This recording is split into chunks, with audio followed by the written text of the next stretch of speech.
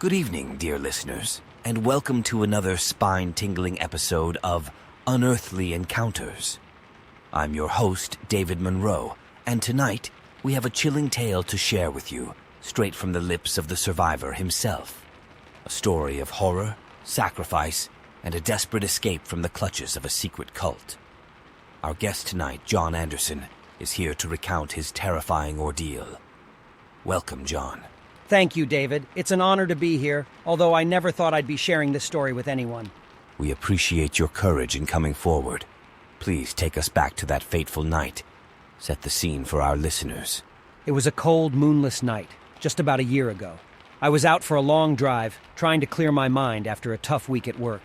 I'd taken a wrong turn, ended up on a desolate road deep in the woods. There was something eerie about the place, something that made the hairs on the back of my neck stand on end. And then you stumbled upon the cult? Yes, it was by pure accident. As I drove deeper into the woods, I noticed faint, flickering lights ahead. It was an old, decrepit building hidden amidst the trees. I parked my car at a distance and decided to investigate. I had no idea what I was getting myself into. Can you describe the building? It was an old, dilapidated mansion, like something out of a horror movie. Ivy-covered walls, broken windows, and a sense of decay that hung heavily in the air. I crept closer, and that's when I saw them. Hooded figures gathered around a fire in the courtyard.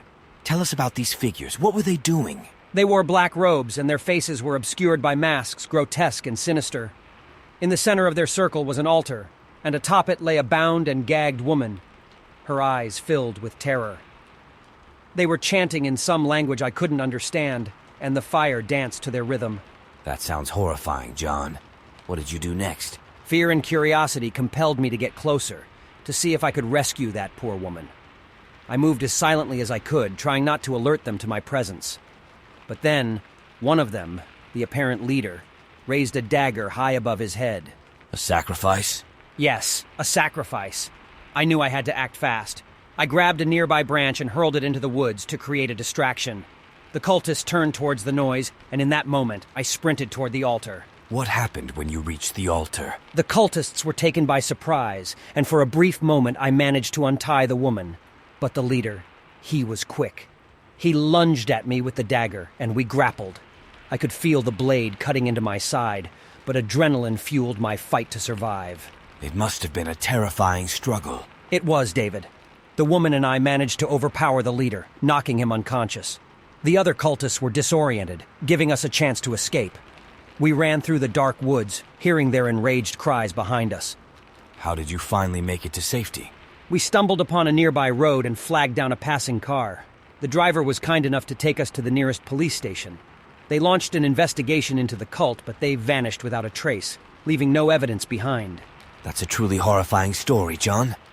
How have you coped with the trauma? It's been a long road to recovery, David. I still have nightmares about that night, and I'm haunted by the thought of what might have happened if I hadn't stumbled upon that cult. But I'm grateful to be alive, and I hope that by sharing my story, I can shed light on the existence of these sinister groups that operate in the shadows. Thank you, John, for sharing your terrifying ordeal with us tonight. We hope that by doing so, you can find some closure, and that our listeners will be reminded to be vigilant in the darkness. Stay safe out there, folks, and join us next time for another spine-tingling episode of Unearthly Encounters. Good night.